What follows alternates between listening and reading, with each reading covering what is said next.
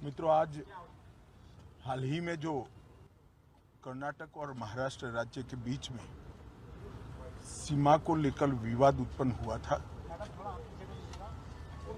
इस विवाद की समाप्ति और इसके संविधान सम्मत मार्ग के लिए मैंने महाराष्ट्र के मुख्यमंत्री, उप मुख्यमंत्री और कर्नाटक के मुख्यमंत्री, गृहमंत्री और वरिष्ठ साथियों को आज यहाँ पर बुलाया था। दोनों पक्षों के साथ भारत सरकार के गृह विभाग के ऑफिसर की उपस्थिति में बहुत अच्छे माहौल में बात हुई है। दोनों मुख्यमंत्रियों ने सकारात्मक अप्रोच रखा है और कुल मिलाकर इस बात पर सहमति हुई है कि डिस्प्यूट के रास्ते और डिस्प्यूट का समाधान लोकतंत्र के अंदर रोड पर नहीं हो सकता, संविधान सम्मत मार्ग से हो सकता है। तो अतः कुछ फैसले हुए हैं जो मैं आपको बताना चाहता हूं। सबसे पहले, जब तक सुप्रीम कोर्ट का इस बारे में निर्णय नहीं आता, कोई भी राज्य इसके बारे में एक दूसरे राज्य पर क्लेम या तो डिमांड जनरेट नहीं करेगा। दूसरा, दोनों राज्यों के मिलाकर दोनों ओर से 6 मंत्री बैठेंगे और इस पर डिटेल नीचे तक परकोलेशन किस प्रकार से हो, इसकी चिंता और चर्चा करेंगे। छोटे छोटे और कई मुद्दे भी हैं दो राज्यों के बीच में, जो पड़ोसी राज्यों में आमतौर पर देखे जाते हैं। ऐसे मुद्दों का निवारण भी ये 3 मंत्री दो ओर से जो है वो ही करेंगे।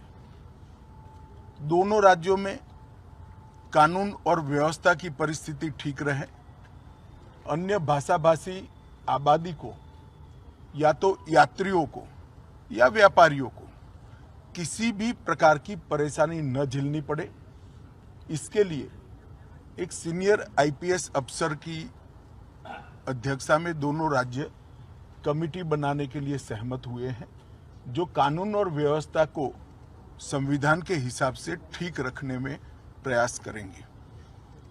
जब मामलों की चर्चा भी हुई तो ये भी ध्यान में आया है कि पूरे मामले में फेक ट्विटर ने भी बहुत बड़ा रोल निभाया है।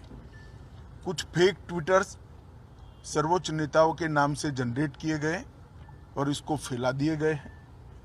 और ये मामला बहुत गंभीर इसलिए है कि इस प्रकार के ट्विटर से दोनों ओर की जनता की भावनाएं उद्वेलित होती है और घटनाएं जन्म लेती हैं। तो तय हुआ है कि जहां जहां भी इस प्रकार के फेक ट्विटर के मामले सामने आए हैं, वहां पर एफआईआर रजिस्टर की जाएगी और जिन्होंने किया है उसको भी जनता के सामने एक्सपोज किया जाएगा। तो एक बहुत अच्छा, एक प्रकार से सर्वसम्मत निर्णय आज की बैठक में हुआ है। इसके बाद मैं दोनों राज्यों के विपक्षी पार्टियों के मित्रों को भी इस देश के गृह मंत्री नाते अपील करना चाहता हूं, राजनीतिक विरोध जो भी हो, जो विपक्ष में बैठे हैं सरकार के सामने राजनीतिक कार्यक्रम ले सकते हैं, परंतु दोनों राज्यों की जनता के हित में और दोनों राज्यों की बॉर्डर पर अन्य भाषाभाषी जो लोग बस रहे हैं इनके हित में अब इसको कम से कम राजनीतिक मुद्दा न बनाया जाए। एक कमेटी जो बनी है वो कमेटी की चर्चा का आउटकम और सुप्रीम कोर्ट के फैसले का इंतजार किया जाए। मुझे विश्वास है कि दोनों राज्यों में कांग्रेस, एनसीपी और उद्धव ठाकरे जी का ग्रुप, ये सारे नेता इस बात में सहयोग करेंगे कि इस बात को राजनीतिक रंग न दिया जाए। धन्यवाद।